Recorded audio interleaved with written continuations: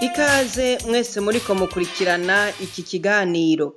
Uno musi tubashikiriza uko urugendo shure umutambukanyi w'umukuru w'igihugu c'u Burundi nyenicubahiro Angeline NDAYISHIMIYE aherutse kugira mu gihugu ca Benin, aho yaragiye kwirabira uko umugambi w'igihugu ujanye no gufungurira abana ku mashure, ico bise cantine scolaire mu rurimi mvamahanga, utunganijwe muri ico gihugu, maze Uburundi buwufatireko akarorero mu bijanye no guteza imbere no gutsimbataza umugambi w'igihugu wo gufungurira abana ku mashure mu gihugu c'Uburundi. Muri urwo rugendo, nyenicubahiro Angeline NDAYISHIMIYE akaba yari yagiye aherekejwe n'abashikiranganji batatu ba leta y'Uburundi, aribo Dr François Habyarimana ajejwe inyigisho n'ubushakashatsi, Dr Deogide Rurema ajejwe ibidukikije, uburimyi n'ubworozi, na Dr Tade Ndikumana ajejwe amagara y'abantu no kurwanya ikiza sida. Uwundi mu banyakubahwa yari yifadikanije n'umutambukanyi w'umukuru w'igihugu muri urwo rugendo n'uwuserukira ishirahamwe mpuzamakungu PAM, Dr Tal Hussein. Urwo rugendo yarutanguye kuwa 9 arurangiza kuwa 14 ruheshi uno mwaka. Nyenicubahiro Angeline NDAYISHIMIYE ashitse muri ico gihugu yakiriwe n'umushikiranganji wa leta ya Benin ajejwe iterambere no gukurikirana ibikorwa vya leta, nyakubahwa Abdoulaye Biyo Cane. Abo banyenicubahiro bakaba baciye bitaba inama ihuza ivyo bihugu bibiri, aho baciye ku mayange uko umugambi wo gufungurira abana ku mashuri utunganijwe mu gihugu ca Benin. Igihugu ca Benin kikaba mu mwaka w'2015 cashira muri uwo mugambi umuriyaridi w'amafaranga y'amasefa, bakaba bari bageze ku miliyaridi 60 mu mwaka w'2020. Muri kino gihe bakaba bafungurira ibice 51 kw'ijana vy'abana, bakaba bafise ihangiro ko mu mwaka w'2023 abana bose boshikirwa n'uwo mugambi. Nk'uko babisiguriye nyenicubahiro Angeline NDAYISHIMIYE, gushira uburyo bwinshi muri uwo mugambi wo gufungurira abana ku mashure ni ukugira ngo batsimbataze rya sano riri hagati yo gufungurira abana ku mashure no kugwiza umwimbu. Ahejeje iyo nama yahuje intumwa z'Uburundi na Benin, nyenicubahiro Angeline NDAYISHIMIYE yaciye yitaba inama yari itunganijwe na PAM.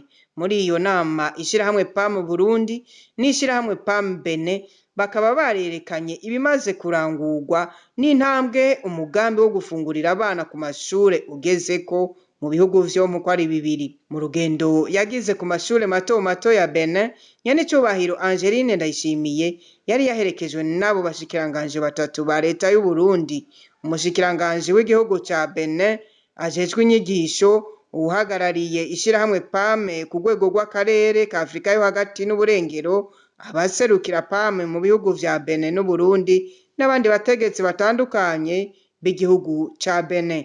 Umutambukanyi w'umukuru w'igihugu c'u Burundi yishikiye kuri ayo mashuri atandukanye kuraba uko ishirwa mu ngiro ry'umugambi wo gufungurira abana ku mashure ritunganijwe. Muri make akaba yasanze ko hambavu y'uburyo leta na PAM bashiramwo, agatererano abenegihugu ba Benin bashiramo gafise uruhara runini mw'ishirwa mu ngiro ry'uwo mugambi no kugira utsimbatare.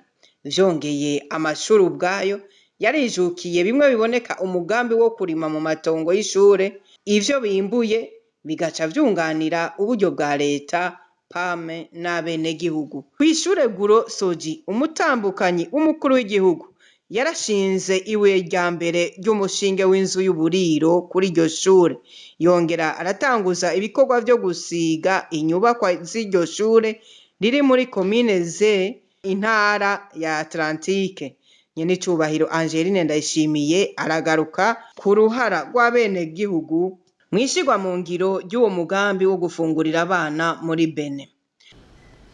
Urugendo ishirahamwe Opedade mu Burundi rifashijwe n'ishirahamwe mpuzamakungu PAM ryadufashe mu mugongo kugira ngo dushobore kugira urugendo shuri, na cane cane ku bijanye n'umugambi wo kugaburira abana ku mashure.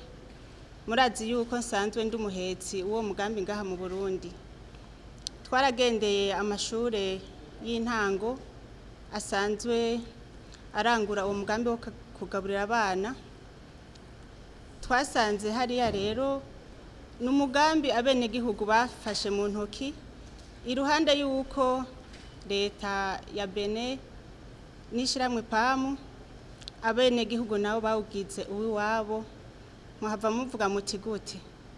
Abenegihugu baregeranya ku byo bimbuye bagatwara ku mashure aho abana babo biga kugira ngo bashobore kugaburira abana basabikanya. Hamwe n'ivyo rero abenegihugu ni nabo babakinjikira ivyo byo kurya. N'umugambi utsimbataye cyane kuko abantu bose muri ico gihugu bawugize uwabo.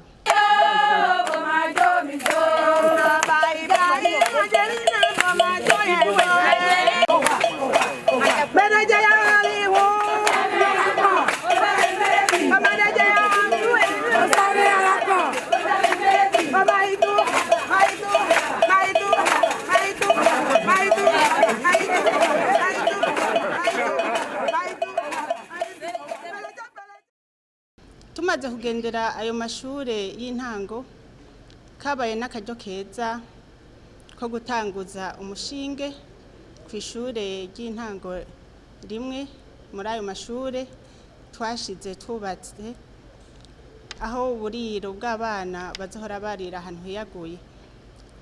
Twarashimiye abayobozi baho ndetse n'igihugu ca Benin kubona baratwizeye ko dushobora gutanguza umushinge w'ubwo buriro. Muri urwo rugendo intumwa z'Uburundi zaragendeye kandi ikigo c'Isongayi mu gisagara ca Porto Novo, ikigo c'akarorero muri Benin eka mbere no muri Afrika kinywanisha uburimyi, ubworozi n'ibidukikije. Ikigo kigwiza umwimbu kikongera kikawuhingura kugira bawugurishe mu gihugu canke hanze y'igihugu ufise akanovera n'agaciro, maze amahera y'agaciro yinjire mu gihugu ca Benin. Umutambukanyi w'umukuru w'igihugu aragaruka ku kamaro ko kugendera ico kigo ca Songayi n'ivyo bahigiye. Urugendo twagize rwabaye ingirakamaro kuba twajanye bose. Twaje kugendera mu gisagara ca Porto Novo ahitwa Songayi, n'ahantu hateye igomwe rwose. Hari umugambi wo kunywanisha uburimyi, kukingira ibidukikije ndetse n'ubworozi, aho usanga nta kintu na kimwe gipfa ubusa. Najya amazi twege dusesa, ajya amazi ava mu tuzu twa sugumwe bo barayahingura hamwe bayakoresha. Amafi borora mu mazi y'imvura, amazi yose barayegeranya ugasanga arafise akamaro. Izo ntumwa zaragendeye kandi ikiyaya kinini ca Uweme gifise uburinganire bungana na hegitari 70,000, aho amakoperative n'ayandi mashirahamwe arima igiterwa c'umuceri. Kikaba ari ikiyaya kigira kabiri muri Afrika mu bwaguke no kwimbuka inyuma y'ikiyaya ca Nil kiri mu Misiri. Nyene icubahiro Angeline NDAYISHIMIYE aragaruka ku kuntu yasanze amakoperative akorera muri ico kiyaya yitunganije n'ukuntu akorana n'ishirahamwe PAM. Twarashoboye kugendera amakoperative atandukanye. Twagendeye koperative ikorera mu kiyaya ca Uweme. Iyo koperative irarima umuceri mwinshi cyane kandi irimira hamwe, bakimburira hamwe, bakawusekurira hamwe. Ishirahamwe mpuzamakungu PAM naryo rica rishobora kubashorera kugira ngo bagaburire abana ibiguriwe muri ico gihugu. Twasanze rero hariho ryasano ry'umugambi wo kugaburira abana n'umugambi wo kugwiza umwimbu. Murazi yuko aha mu Burundi tuvuga tuti umunwa wose ugire ico ufungura n'umufuko ugire amafaranga. Uwo mugambi wo kugaburira abana ku mashure ucutuma n'abenegihugu baronka amikoro, na cyane cyane ko bumvise umugambi wo kurimira hamwe. Umutambukanyi w'umukuru w'igihugu aragaruka kandi muri rusangi kuvyo buri mushikiranganje bagendanye yungukiye muri urwo rugendo ku neza y'ugwaruka rw'Uburundi eka mbere n'abarundi muri rusangi. Urwo rugendo twagize twari kumwe n'abashikiranganje batatu, harimo umushikiranganje w'uburimyi n'ubworozi, umushikiranganje w'amagara y'abantu, ndetse tutibagiye n'umushikiranganje w'amashure n'ubushakashatsi. Ku bantu bose rero twari kumwe, baba bashikiranganje ndetse natwebwe nyene, twarahuriye ubumenyi butandukanye umwe wese mu gisata ajejwe. Mwumvise nk'ico gisata ca Songayi hari uburimyi n'ubworozi, ibidukikije nabyo nyene bidasigaye inyuma. Ku gisata c'amagara y'abantu barahingura ivyo kurya birimwo vyangombwa vyo kubaka umubiri. Ese abarundi natwe twokumva umugambi? Twebwe twasanze turanjanjwe ku vyiza Imana yaduhaye. Murazi ko Uburundi bwacu buri mwiswa. Iswa ni ngirakamaro mu magara y'abantu.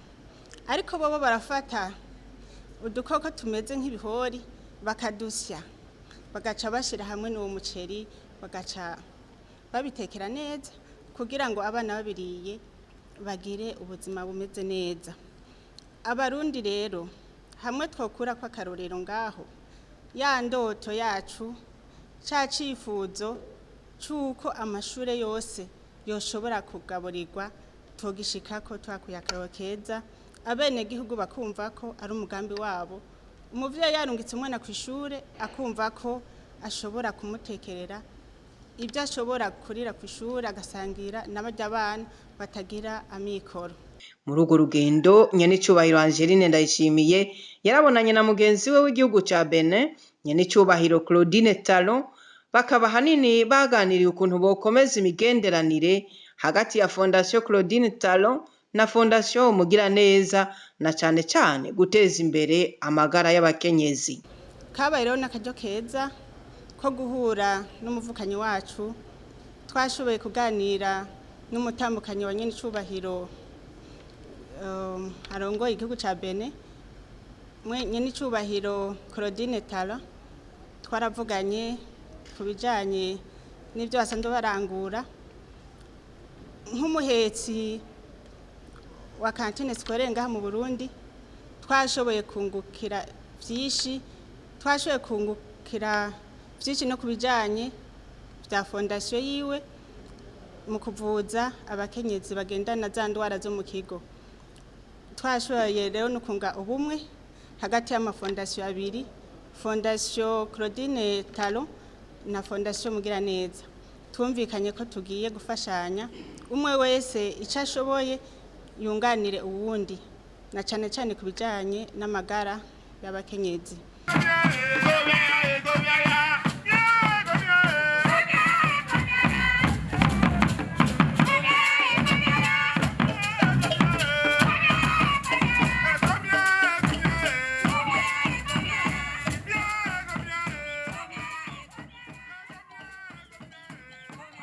Umutambukanyi wa nyenicubahiro arakengurukira abafashije kugira urwo rugendo shure rushoboke, nk'ishirahamwe PAM, leta y'u Burundi n'igihugu ca Benin.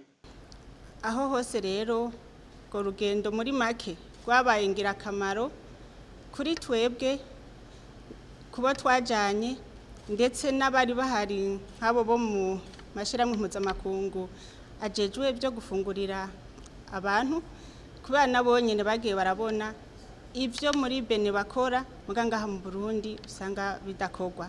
Nakaryo keza rero nitwamara kubishira hamwe, bamwe wese ivyo bahakuye tugaca tubishira mu ngiro, bizotuma bikomeza wa mugambi wa nyenicubahiro umukuru w'igihugu cacu c'u Burundi, umunwa wose uronke ico ufungura n'umufuko uronke ico ushira ku mufuko. Rero turashimiye cyane leta y'u Burundi, turashimiye na leta ya Benin yo yatworohereje kugira ngo tugire urugendo shuri, kandi ntweka no gushimira n'ishamwe PAM yadufashe mu mugongo. Nino ngaho dusozerereye, mugira amahoro ahiwanyu.